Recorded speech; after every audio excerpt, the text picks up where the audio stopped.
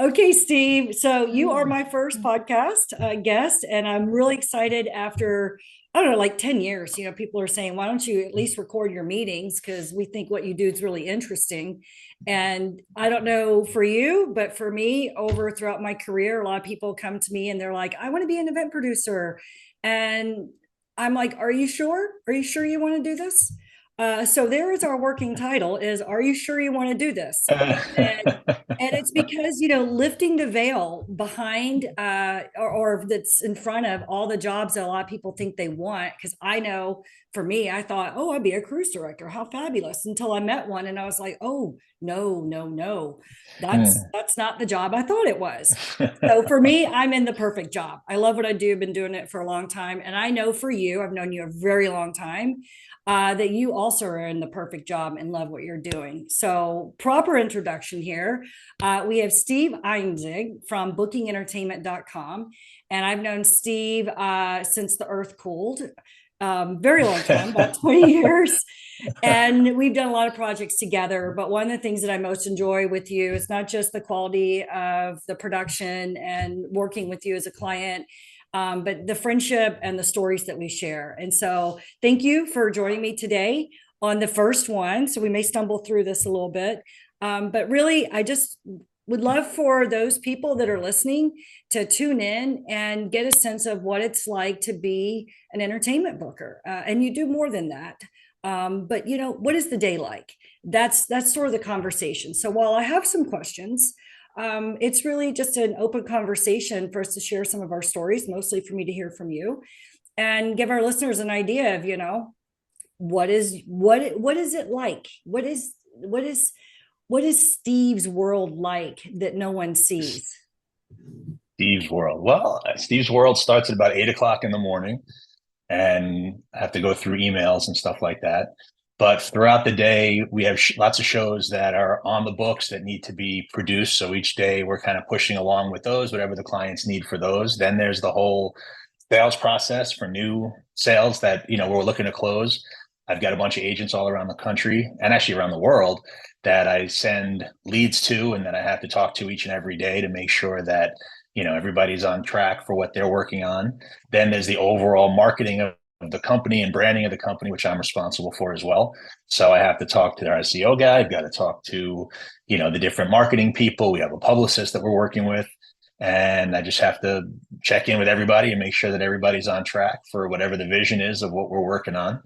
And any kind of, problems that come in, we've got to solve them. Any other questions that come in, we've got to take care of that.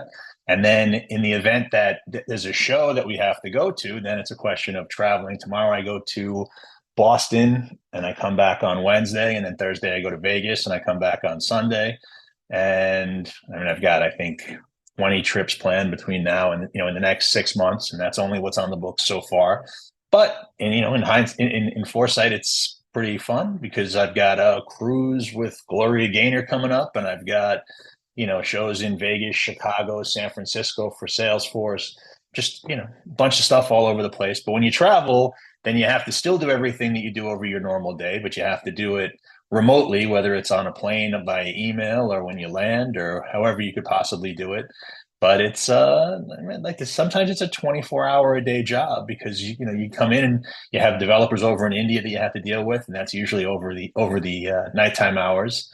So you just do what you got to do to make it all happen. And then when you go to an actual show, there's the load in and everything that has to do with the show, making sure that everybody's on the same page with a good day schedule so that everybody knows exactly what's happening. And you just make sure if there's any kind of situations that come up or situations that you see that could come up that you can prevent from coming up because you have the experience to see it before it becomes a problem, then those are the kinds of things that you want to try to catch as quickly as possible so that you have as smooth a day as possible on a show site. So if you can do all that all at the same time, then yeah, this is probably the job for you. Okay, so now that's sort of the overview and understanding what the day's like. But as you and I both know, our days never go as planned. It's rare. Mm, We're responding to correct. clients, we're responding to artists, we're responding to changes in weather patterns, which affect both the travel or the on site. And so the problem solving becomes like, that's where the grit is, right? And so, Yes. but I would ask you this because I've never asked you this. Who has been your favorite band to work with? I want to hear a little bit about as a from the booking side, because you've Mhm. worked with just everybody, right? Who Sure. did you have the most fun working with as an artist, and then maybe not so much fun with? Well, I mean, If as they're far not as still, if they're not still listed with you, if they're still listed with you, they might hear this. Maybe yeah, you want to say it. yeah. There aren't too many that I would say I don't like to work with. For the most part, most artists are fun. It's more so the staff that they put around them that can be difficult sometimes, and that's really not the artist's fault because a lot of times the artist doesn't even have any idea of the friction that may come from some kind of an employee that just has some kind of an ego or an attitude or an axe to grind, having nothing to do with us, just in general. And when you come up against those people, those are the people that you have to be really careful with. And we've had, a few of those. There's really no artists that, you wouldn't want to work with. It's always their people. But as far as artists that that are really fun, God bless them and rest in peace, Eddie Money was somebody who was just the most fun guy in the world. He just was always funny and always crazy and always doing, fun, dumb stuff. And it was always a pleasure working with him.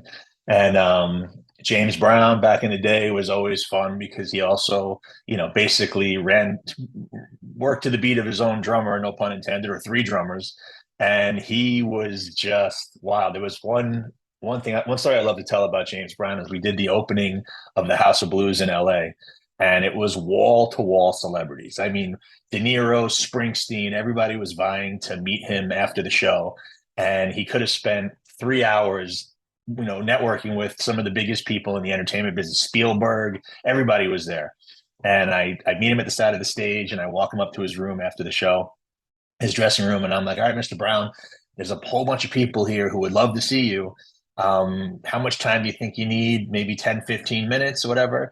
And he picks up his jacket and a pack of cigarettes and he walks out on the back patio and he looks at me and he goes, they want to know who James Brown is. I'm going to show them who James Brown is. And you know what he did? He left. And by leaving, he elevated himself in a room full of people by doing one small, quick little move. He elevated himself far above some of the biggest people in music and film and everything. And it was just brilliant because, yeah, he could have sat there and met with them. But when I had to go back to Springsteen and tell him, hey, look, I'm sorry, but Mr. Brown had to leave, like Bruce Springsteen's the guy who you would think would usually be in a situation and certainly would be in a situation to do that. But here he was being somewhat belittled by, this legend of music in one foul swoop. And it wasn't just him, it was everybody all in one shot. And I'm not even sure that I could have come up with something more perfect than that to prove a point, but that's just who he was, man. He was amazing. And he was like a cat. You're talking about 9 lives, he had like 900 lives because no matter what he did, no matter how much trouble he got himself into, except for a couple of times, he would come out not only smelling like roses, but end up making more money somehow. And it would be him who would make it difficult, but it worked for him all the time. He was really incredible. That's great, and that's one of the things Yeah. about working with the artists, and like what you just said, is it's the people in front of them. Because I have my clients all the time that are Oh like, yeah. oh well, I actually know so and so, and so this. I've got some clients that know some of the artists personally, that we've tried to book, and I try to explain to them, we'll never speak to them. There's Hmm. 5 or 6 people in between me and that artist that are the gatekeepers, and so it isn't like this is coming from the artist who is your buddy. All these people are paid to prevent personal relationships from interfering with business too. I learned that from one of my Sure. friends whose brother is a very famous actor, and anytime we want to do anything with him, even though he was sitting in the room at the table with me, we'd just be hanging out having beers or something. we'd mention the project and we would still have to go through their agents and stuff, even though they were related. So there's a lot of gatekeepers, Right. and yeah, managing that, tour managers, production managers, etc. I love the story. The Yeah. story, what about one of the, I mean, I've got one in mind, your Turks and Caicos, I believe, story. Oh What are yeah. some creative problem solvings that are required? Because I think that's part of what people don't see is it isn't just about calling up someone, booking them, signing a contract. That's the easy part, right? Sure. More or less. It's when you're in the real world, when you're on site, when you're trying to deal with the permit, when you have equipment that missed the boat that it was supposed to be on, so it's not showing up. It is all of that in the moment, chaos and very creative problem solving that I think is what surprises people. You know, planning is just Mhm. planning. Reacting is more of the job. And so I'd love to hear a story about one of your more challenging yet creative problem solving modes. Yeah, well, Turks and Caicos, that was Earth, Wind, and Fire for a very big client who waited until about 4 weeks before the show. Actually, it was actually 3.5 weeks before the show to figure out that he wanted to do it. Now, we only really started doing it like 3 days before that, but he hits me up over Christmas and he's like, this is what we want to do. And the date's January 21st in Turks and Caicos. So not having a lot of time and really not having any idea, what was going to happen down there. I had, enough money in the budget to be creative. And if I had to, ship everything in, I can ship everything in. So once we settled on the amount and I knew that the band was available and we confirmed the band, then it was a question of, okay, now how are we going to pull this off? It sounds like you might have enough time when you have 3.5 weeks, but when you're talking about an island in the Caribbean, just logistics on getting stuff to the island is difficult. So in this particular instance, my production manager, Rick, and I were going down there to figure out what was going on down there production wise and take a look at the venue and, see how we were going to pull this off. And Rick was at a bar waiting for me to land and he was doing advance on a show. He works with another big act, and he's been working with them for 30 years. So he was advancing a show, and I guess this guy heard him on the phone.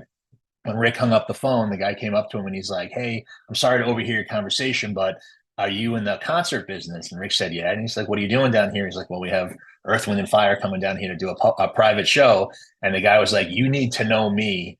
And he introduced himself, and his partner was the ex vice president of the country. And this guy, although he wasn't in politics, was very, very well connected in Turks and Caicos, which obviously is a small island. He was born there and he knew all the ins and outs. P.S. They ended up taking us to the venue site. We all did a site inspection together. Then the next morning, he said, be ready at 8:30 because we have a meeting at 9 o'clock. Well, at 9 o'clock in the morning, we met with the president of the country. And through our connections through him, we were able to orchestrate being able to get all the equipment that we needed because there was literally nothing that we could use on the island. We got all the equipment onto a boat in Fort Lauderdale 3 days later because it was the last boat. It left on a Tuesday, and this was Friday. It was the last boat that was going to make it from Florida across the Turks and Caicos and be able to be cleared by customs in Turks and Caicos and then move to the venue site. Had we not made that deadline, we could not ship it from Florida. We probably would have had to fly everything. And it was literally a 40-foot container full of gear because we had nothing to use there. So Rick went back and put it all together as fast as possible, got it in the container, got it on the boat. And, we had to pay some tax on it to get it in the island. But nevertheless, we were able to pull it off. And then it was a question of now logistically, we have a client who's staying at this $25 million villa in this beautiful resort community. And we had to figure out how we're going to bring in all this production for 2 nights of entertainment. We had the Whalers the first night and Earth, Wind, and Fire the second night. Load a full concert audio and lighting and backline and everything outside in back of this villa without disrupting his party and his guests and everything else. So as soon as they would leave to go on a 6-hour excursion, we'd be waiting in the shadows to come in and start moving stuff around. And when we knew they were coming back, we had to get out. And sometimes, we also did it in the middle of the night really quietly so that we could, get a little bit more done. But we didn't want to interfere with what they were doing. And sure enough, we got everything done. We, it was easy to get the work visas and stuff done because we had a lot of connections thanks to this guy, and we were able to pull it off. It looked amazing, and it was quite the experience. I also had 50 people traveling for that, so we had to organize 50 hotel rooms. They took care of their own flights, thank God, but all the ground transportation and everything else, had to be coordinated. And of course, the day schedule becomes the Bible because you want to know, everybody needs to know if everybody's on the same page and knows exactly what has to be done when, then as long as they're responsible and you're responsible, it should work to the letter of the law of the day schedule. And then of course, as you have the weather and everything else that you have to contend with. And out there we had to bag the lights every night before we left because we couldn't take them down, but we didn't want them to get damaged in case it rained. And also I guess from the salt too. So that was a whole other project. And then when you got there, you had to unbag them and then it was a lot of work. I took my wife down there with a friend of hers, and we got down on Wednesday. We left on Sunday. I slept for 5 hours and saw them for about 2 hours, and that was it. I mean, it was just 24/7. But where you have to get to, and whatever it takes to get there, as that's just how you have to do it and what you need to do. Well, and that's you're touching on so many things here that's so great for people that are thinking about getting into the industry, the unseen task. So I recently had someone say, "Well, you just make a bunch of phone calls," and I was like, that all Oh leads yeah, to something, right? Because just like yeah. a couple of things there, and I will say this. Working in Martha's Vineyard is actually not any easier. There's nothing on that island either. I would say that Mm-hmm. having to recently, a couple of years ago, the last time I did a big project there, no equipment, no housing, no hotel room. And my crew and I, we arrived only to find that our Airbnb, the people in it decided not to leave, and there was no other housing, none, zero, zip. Mm. Sleep in your van with all of the floral decor Wow. and the equipment and my printers and my computer, everything I needed to do. Fortunately, it was a small event, but we did end up getting every day. We were able to, after the 3 o'clock check-ins, find one or two rooms that we would smoosh into for that night and have to check out again in the morning, pile everything back in the van and go to the site. So a lot of times people don't realize, like, Wow. what does it take? It isn't just that you know how to do Mm. the event, but what are you willing to go through? How are you willing to push through for your client, whether you're sleeping in your van or rolling out astroturf at 3 o'clock in the morning in the pouring down rain? Like, these are the things that if you don't love it and you're not laughing your whole time, like, of course, Renee and I are just like, man, we're sleeping in the van. It was fun to us. Down by the river. Yeah, we're like, let's just Yeah. do it. Oh, we did find a beach that we could camp on, but it was a nude beach. And we were like, oh, I no, I'm not gonna do that. So you share some stuff about getting the equipment there, dealing with visas, dealing with travel. I mean, there's so many layers to what goes into getting that event done, that production up, that band there, that when the people arrive, they see a beautiful stage and a great show. They do not know the hours and hours and hours and the in the minute pivot. Something doesn't happen, pivot, fix it now because the show's going to happen. So I Well, love it that. has to happen because you have a contract that says that you're financially responsible to take care of it. And if it doesn't happen, you've got a huge problem on your hands. So, that just adds to the pressure and the stress. And you have a timeline and you have somebody who's, not only invested money in what you're doing, but in the entire show that has to, that needs it to be done at the time that it has to be finished. So it's That's quite stressful at times. And then when you take into account the weather and whatever else happens that you can't control, that's when it starts to get a little maddening. And then, like you said, then you have to pivot with the weather because obviously you can see if the weather's coming or not, but sometimes you get surprised and now you have to figure out how to make that work. It could definitely be challenging to say the least. what about remember we did in St. Thomas, we did the opening there. You brought the Beach Boys down. We had some Yep. similar. I remember on that gig, someone had stolen the sky trackers that we had ordered. And I'm like, well, it's an island. These things are gigantic. Like, just get in a helicopter and go up and look for them. Hmm. Got to be in someone's backyard on a trailer. things like that Did that happened. you find it? No, never found him. Didn't find him. Had a hard time getting in equipment out of Puerto Rico for that gig for some of the extra lighting stuff that we needed. But on that job, Right. the headline, I'm sorry, the warm up band. I don't want to call them that because they were much more than that. The St. Croix band, the lead singer had gone to New York to do a jazz set 3 days before and got hit in a snowstorm. And I get a call day of Mm. the event that morning that he's not going to make his flight because all the airports are closed. Oh, yeah. And the client, that was like they love the Beach Boys, but it was this local guy that was the like the juice in the fire. And I'm Uh-huh. running around all day. You know, we've been there for 2 weeks setting up. And I'm running around, and Beach Boys have been there for a couple of days. Everybody's like, "Oh, the Beach Boys are." I'm like, "They're fine." No one knows that the sex appeal to this event is in New York in a snowstorm and has exactly 10 hours to get to the stage. And solving that, and he landed literally 45 minutes before he's supposed to hit stage. Is it a Or private plane or commercial plane? uh, it was commercial because I put him on Amtrak. So this all happened. I got the call at like 9 p.m. the night before or 10 p.m. And I had our travel agent. I said, just get him on a train and keep him moving south. Just move. I don't care. As soon as an airport opens, get him off the train and get him on a plane.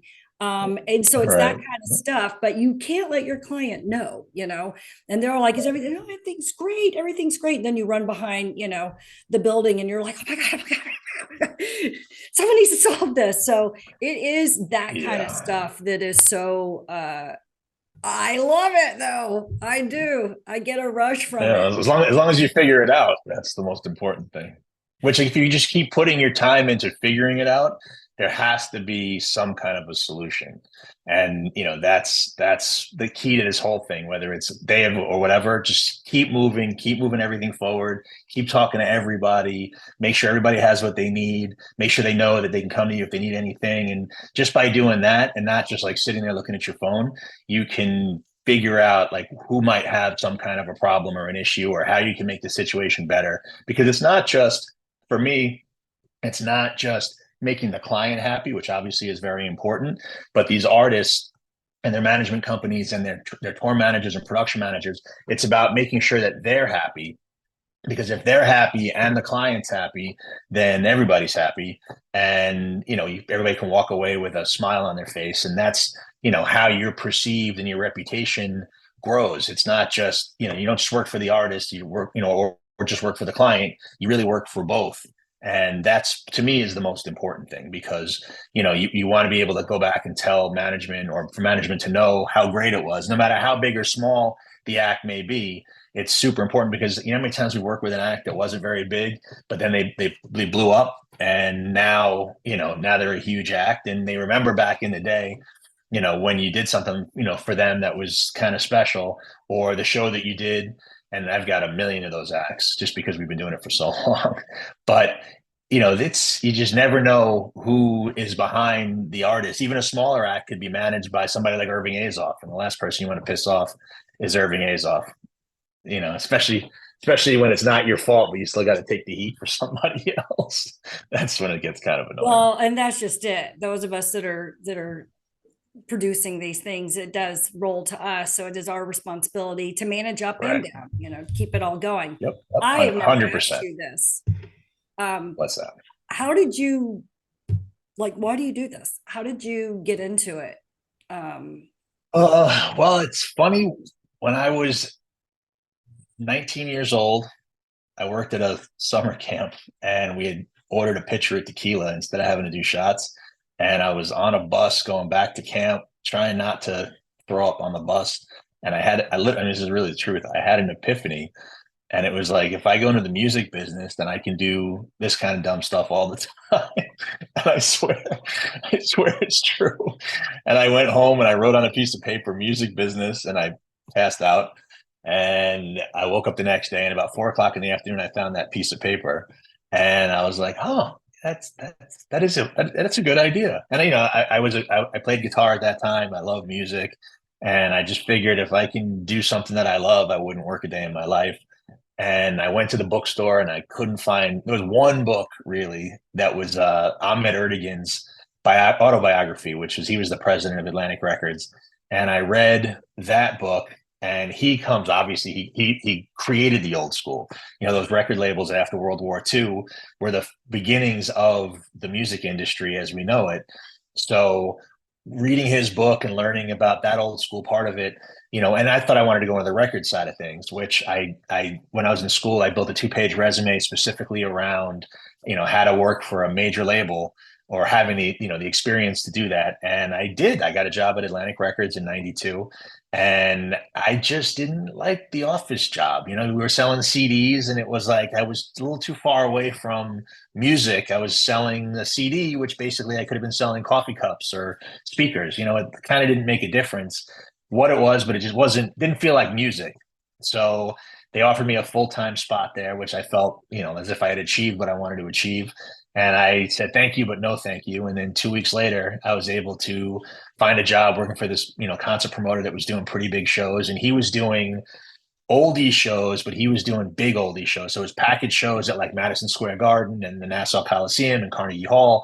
So I would produce shows for him. And I did that for about a year and a half, maybe. But we did, you know, big venues, and my job was to wrangle the acts and to get everybody in place and make sure that the band was there. And, you know, no, pretty much kind of a little bit of what we do now, where it's just making sure that everything flows properly.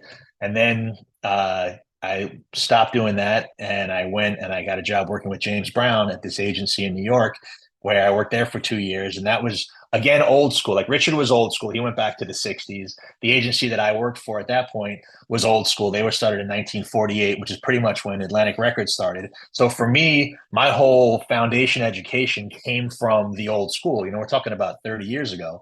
So 30 years ago from now, if those people were older 30 years ago, they go all the way back to the 50s and 60s and 70s, you know, which was the beginning of this new, you know, this renaissance, which unfortunately is ending as we speak. But and taking that old school education in 1995, my brother, you know, told me, oh, there's this thing, the internet coming. And I was like, you know what? If I can go, if this internet thing actually works and I can create one of these website things that they're talking about, and people actually can find me, and I can provide a service where I can provide a turnkey package of not only buying the entertainment, but also producing the shows for these people, then instead of me having to go out and find them, they could find me. So I launched my first site in 96, March of 96, which I made myself in my kitchen in New York City, and had to figure out how to plug the computer into the phone line and use my dial up modem to FTP the site up to where it had to go. And, you know, then I had to start looking at search engines and SEO, and there was no SEO because there was really no internet yet. You know, nobody was really on there in 96, but Yahoo existed, and so did some of the older search engines. So I figured out how to, you know, do that, and we've been doing it ever since. And it took, you know, I think that first year I maybe did 2 shows. And then, you know, that was 96, 97, picked up a little bit. But 98 forward is when people really started to use the internet as a resource. And because we had already been on there, you know, for so long, which was really like 2 years, we had a foothold in it. And we literally, I mean, I literally started the entertainment industry of what I do on the internet. There was no other websites doing it because there were pretty much no other websites. And, you know, everybody has copied us and what we do. And there's, you know, even some of the exact same language, the layout of our sub, whatever. But, you know, we just focus on doing a great job. And, you know, our SEO, we've been literally doing it for almost 30 years. So, you know, we can do pretty well against pretty much anybody out there. And, you know, Wasn't then it's a question of, you know, be careful what you ask for, because then once you start getting these people from all over the world coming in and requesting stuff, as long as you know, can qualify them and make sure that they're legit, then, you know, now you actually, like you say, have to pull it off. And it could be, you know, in those early years, I was doing shows in Bulgaria, I was doing shows in Mexico, I was doing shows all over the States, you know, wherever people wanted it. And it was pretty exciting when I was a young guy, and, you know, I was thrown into all these wild situations, but it was quite fun. And I've just been doing it every day ever since. And before you turn around, 30 years goes by, and you're just like, Wow. Well, you know, what a long, strange trip it's been, as the Grateful Dead would say. That is true. It does. You wake up one Yeah. day and you're like, here you are. So that's an interesting Yeah. how you got into this because uh, just a quick note, not so different from how I got into this. I was a Yeah. loved bands and chasing music, and I decided being a groupie didn't pay, so I needed to find a job Yeah. that paid me to be around musicians and artists. So that's Right. where that literally was the whole thing. I just like this is I want to do whatever this is. And like you said, you took a desk job and that wasn't for you. And I often tell people, go volunteer, go do some things. So anyone listening to this that's interested in doing what you do, I would say, get in touch with someone that does this and volunteer and find out like which character in the story are you, because you may Right. not be the person that wants to sit at the desk and do the bookings and do the contracts, or maybe that is you. Maybe you don't Right. want to be the person on site night sleeping for 5 days. Not everybody finds that part fun. I do, but I do want to show you something. Right.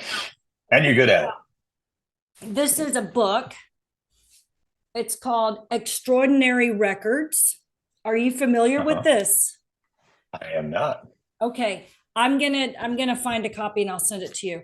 This book Okay. is about all the extraordinary album covers over the years. It's a very big Oh, book. wow. And so it Yeah, it goes is. through all the bands, and it tells some of the stories about how the artwork. Got Madonna's early stuff here, but it also, this is when Wow. vinyl itself was colored. So some of the vinyl, it's not all black vinyl. Some of it Mhm. is really cool photo imagery on the actual album itself, not just the album covers, but all of the different vinyls. So I will find a copy of this. Someone sent this to me, a Oh, client thank sent you. this to me That's very about nice. 15 or so years ago. And uh I enjoy it. It picks me up when I'm kind of like feeling like, yeah, I'm sitting here negotiating contracts right now. I'm bored out of my mind because that's not the part I love to do. But we also have to do the things that don't inspire us quite so much as Right. getting involved with the artist. We have to do the other stuff too, especially if you're a business owner. So I appreciate you. It's funny you should say that because, from the sales standpoint, I was always fascinated with sales. I read every book you could read, and I've had some amazing jobs, sales jobs growing up. Even before college, I worked for all kinds of different sales things, including selling gambling advice to compulsive gamblers for some unscrupulous people. But that's how you learn. So for me, I love the sales aspect of it almost as much as I love producing the shows and dealing with all the rest of the stuff, because especially the type of people that I deal with, because I deal with lots of high net worth individuals, some of which are very well known for their business prowess, and having to deal with them either directly or with their people, and making a good deal not only for them but also for myself and for the artists is always challenging but fun. And then there's all the crazy stuff that just comes from the negotiating part of it and the deal part of it before you could be 6 months away from the show, but it could be all kinds of crazy stuff going on in the negotiation, and what the artist wants and what the client is willing to pay for, and finding that middle ground, and just making everybody happy. It's almost like producing a show, getting the negotiations to the point of contract and deposits, is a whole other aspect of it. But like I said, as much as I like producing shows and whatever, I do enjoy the sales process too. So, I and wish I marketing too. did. I've never Yeah. I've been very fortunate because once sort of the decision was made in the aha moment in my mid 20s that like this is it, I had some really cool good breaks, and it just became word of mouth. I never set out to build a business. It was about getting the next gig, and I'm now having to think differently about that. So I've got someone that's helping me with some sales. So that's a whole new world for me because I've had a Sure. lot of great clients, but they found me. Mhm. And so they're not finding me as easily now post COVID because everything went like super dark for a little while. So I'm having to learn a little bit of what you've already been doing in terms of the sales stuff. One thing we're talking about contracts. how often do you get someone that comes up and says, oh, the artist will do this for free, and then they fall out of their chair when you hand them a $250,000 bill for production, or inform them that free is not free? And that's one of the things I'm currently having these conversations with some clients who said, oh, we're a nonprofit, they're going to donate it, they're going to do it for free. And I'm free is not free. Their time they're giving you, but Right. their crew and they get like everything else. So do you on your end run up against that, or is that more with the planners and producers that you work with that are having that client level of the conversation? Well, let me see. Of all the times that I've had an act play for free, that would be never. So I don't think I've ever had that problem because I've never come across an act that does anything for free ever. I've, So I've had I don't know if I could clients do that. that are had their relationships in the nonprofit and everything, and so they were able to get the artist for free because of the cause. But Right. but even though the artist, like we had Cindy Lauper that was going to do something for free, and it was great, it was a good cause, it was everything, but we ended up not being able to use her because the client could not cover, it was just under 200,000 for travel, production, rehearsal time, all the things that take place. And Right. it was really hard sometimes to explain to a client or to educate them, because you don't want to be disrespectful, you don't want to sort of let them know like, well, you don't get it. So you have to try to explain like all these layers. And so that's also part of it. Like if you want to be successful in this Mm, industry, you need to know like many layers of the conversation, not just one or forward facing one, because oftentimes you find yourself having to educate your clients. So anyway, sure. Sure. we are getting close to the end here. I want to try to keep these podcasts at around 45 minutes. And I'll be honest, this is my first one, and I don't even know how to tell how long it's been recording. But I know we started about 20, yeah, about 40 minutes or so ago. Is there any advice that you would give someone that is, uh, let's say they want to do what you do, and where would Yeah. you tell them to start? Like you and I didn't start regular, and times were different in the 90s, but Hmm. today, like how does someone today embark upon a career in an industry that's changed so much over the last decade? Well, I think that if there's anything that hasn't changed about business in general, is that you talk about acts working for free.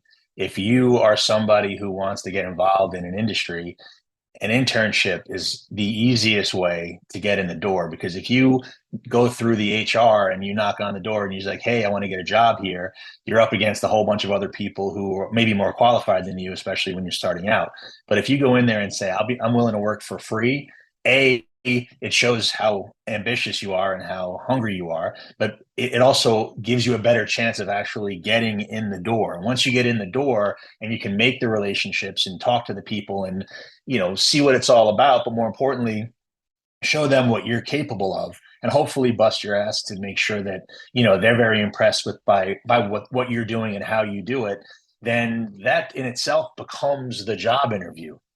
And if you can impress the people inside without having to just impress the HR guy and then go from there, then you should be able to get a job there if something becomes available. Plus, you're also picking up experience that you would need for that job at that job. So it makes you even more qualified for it.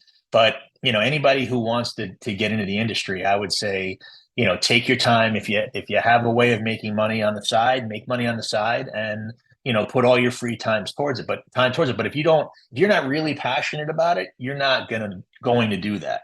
But if you are, and that in itself, I think is extremely impressive to a possible employer, that you were willing to put 30 hours a week into an internship. I know when I wanted to work for a record company, I moved to Chicago and I did 2 months at this label called Alligator Records. Didn't pay me a dime. I moved out there. I couldn't be more excited. I mean, I love blues music, and Chicago is the place. But this was 1992, and the president of the company, the way I got the job actually was I was writing for a magazine up in Albany, and I said to myself, if I interview the president of the company because it was their 20th anniversary as a writer for this magazine, then it's like I'm interviewing him, but it's also him interviewing me. For 2 days, I interviewed him down in New York City. And in fact, it was only supposed to be one day, but he invited me back the second day. And then at the end, he was like, "So what's your story?" And I was like, "Honestly, all I want to do is work for you." And he got me the internship. And then I moved to Chicago, and they didn't expect me to work full time for free, but I worked 10 to 6 or whatever it was, Monday through Friday for 2 whole months, and gave them whatever time they needed at night as well. And they were so impressed with that. I ended up not really wanting to stick around there. I wanted to go try to get into New York and go to one of the bigger major labels, but which I did. But it was, I opened the door by saying, "I'll work for you for free. And just give me the job." And he did. And that's how, I was able to get in. And once I was in there, I was going to all the marketing meetings. I was, giving them advice on certain things from my perspective and, working shows for them and I was part of the staff basically. And yes, I wasn't getting paid, but I didn't care. I had worked while I was in school, and I saved up enough money to be able to support myself over the summer. And there was nothing I would have rather have done than that. So if that's the position that you find yourself in, where there's nothing you would rather do than that, and it almost is like a hobby, and then that becomes a business, well, you don't really get paid for your hobbies. So if you're really passionate about it, then you should be happy to work for free, especially in the beginning, not only to learn as much as you can to make yourself more valuable, but also to be able to interview without interviewing with these people and show them what you're capable of in turn, so you can hopefully land the job there in the future. Or maybe you realize it's just not what you want to do and there's a different facet of it. But better you should figure that out now, and then figure it out, down the road, because you may end up looking for a job for 4 months. And then what are you going to do for the 4 months? Just look for a job? I don't think that really makes much sense. I think you could do, it all at the same time, as long as you're willing to put in the type of hours that you're going to have to put in anyway, if you actually do get the job. Or worst case scenario, if you go work for yourself and you have to put in as many hours as you possibly can because, you're working for yourself. So if anything less than that, I think is kind of silly, because it probably means that you're not, doing what it is that you should really be doing. But if you're really passionate about it and you intern and you can get in that way, then you could have 2 or 3 jobs at the same time. And you can, put some hours here, some hours there, and see which pans out. But I think that's a fantastic investment in your future. Anybody who thinks that they have to get paid from the beginning and they're not going to work for free, could still end up where they want to get to. But I think that's kind of short-sighted. Well, that, it's twofold, because it's being able to interview, but also it's you figuring out, do you want to be in this job? Like you said, you end up in a job that you really didn't know that that's what it was. I started Right. about 15 years ago, when people would come to me and want to get involved. I started, my requirement to start working with me is to work on site first. And Yep. if they can get through a load in, if they can get through, what that, and I don't care if all they're doing is watching, right? Did they jump in? Did they not jump in? Were they passionate about it? Was the day too long? Just to give them a sense of, this is the end product, so that if you understand the end product, then what you need to do to get there is going to make a lot more sense to you. Because in the beginning, you may not Mhm. understand why some of the tasks you're being given exist until you're on site and you realize where that purpose unfolds to. So internships are great. True. Yep, a lot of people, they want to, there are not a lot of people coming out of the event management and different colleges course, Mhm. and I know there's great value in that, but I have found, they've never actually worked on an event. They've had a few where they volunteered, but not enough, and a lot of them end up in a different part of the industry as a result of that. Sure. Well, Sure. I Sure. Sure. could Sure. talk to you all day, and I have talked to you all day I before. would love So, that. Yes. so thank you. We can't expect people to listen My to pleasure. Brooksy and Steve for hours upon end, but I really appreciate you coming on and being my first. So, thank you very much.